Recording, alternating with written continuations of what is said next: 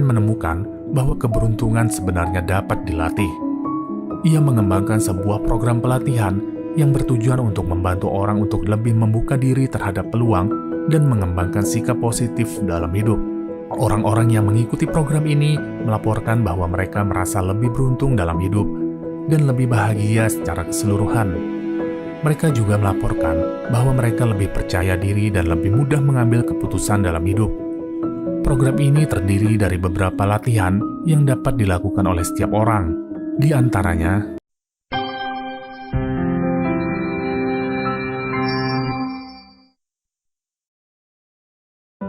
keberuntungan.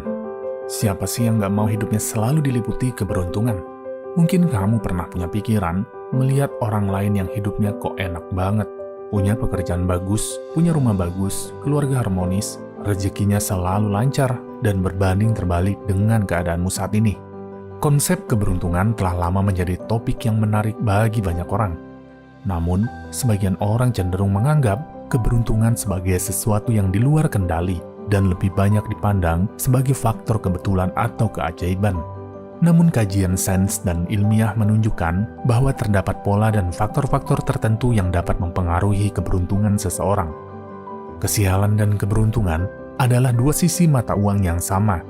Bagaimana kita menghadapi dan mengarahkan orientasi kita akan menentukan apakah kita akan merasakan kesialan atau keberuntungan dalam hidup kita. Jika kita terus-menerus memikirkan hal-hal yang suram dan negatif, maka kita tidak akan memiliki ruang di dalam kepala kita untuk melihat hal-hal yang cerah dan positif.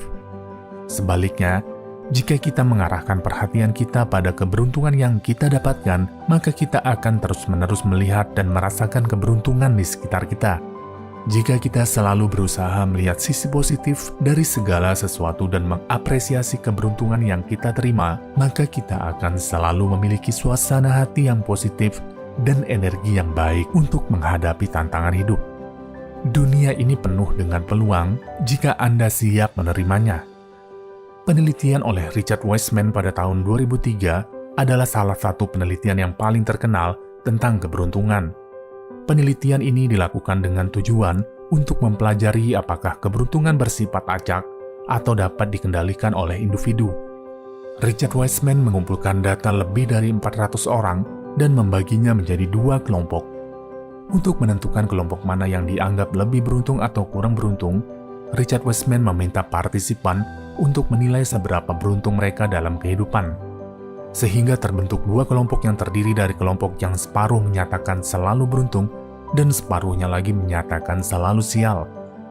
Richard Wiseman meminta partisipan untuk mengikuti beberapa tes yang dirancang untuk mengukur keberuntungan. Ia meminta orang-orang itu menghitung jumlah foto di dalam koran.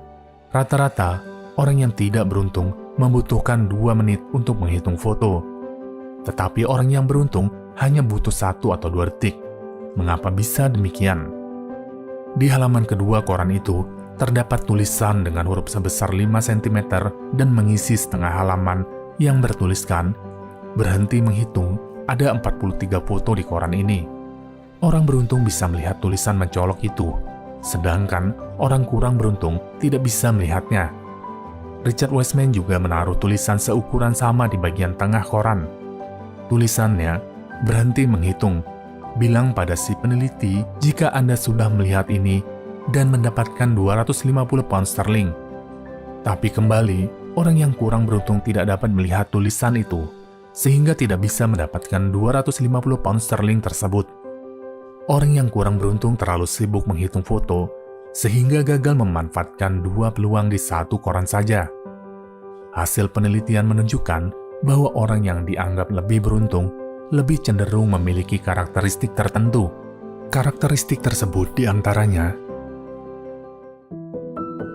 senang memaksimalkan peluang. Mereka menjalani hidup dengan enjoy, tidak kaku, dan tidak suka terburu-buru. Mereka juga terbuka dengan hal-hal yang baru, senang bergaul, dan menciptakan serta memanfaatkan peluang yang ada menjadi karya nyata yang bisa memberi manfaat kepada banyak orang. Karakteristik yang kedua, mendengarkan intuisi atau hati nurani. Steve Jobs menekankan pentingnya mempercayai insting. Ketika dia menyampaikan pidato kelulusan di Universitas Stanford, dia berkata, "Jika saya tidak pernah putus sekolah, saya tidak akan pernah mengikuti kelas kaligrafi, dan perangkat komputer yang saya bangun mungkin tidak memiliki tipografi yang bagus seperti sekarang.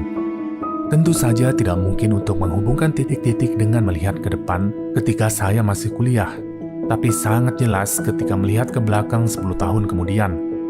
Sekali lagi, kita tidak bisa menghubungkan titik-titik dengan melihat ke depan, kita hanya dapat menghubungkannya dengan melihat ke belakang.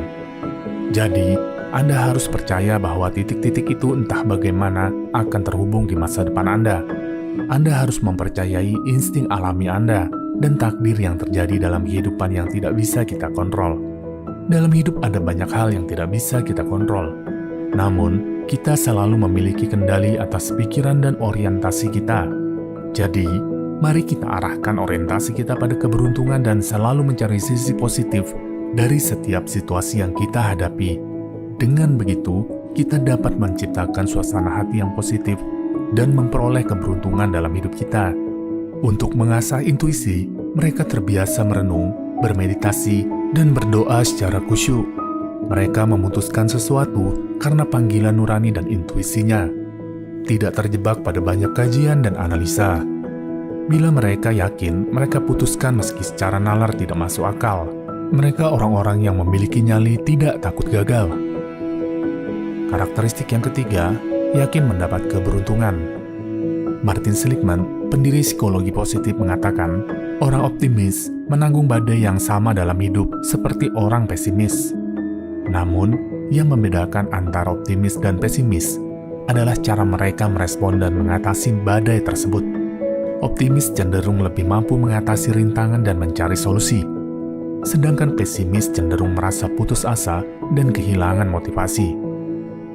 Orang-orang yang hidupnya beruntung selalu yakin bahwa mereka mendapatkan keberuntungan.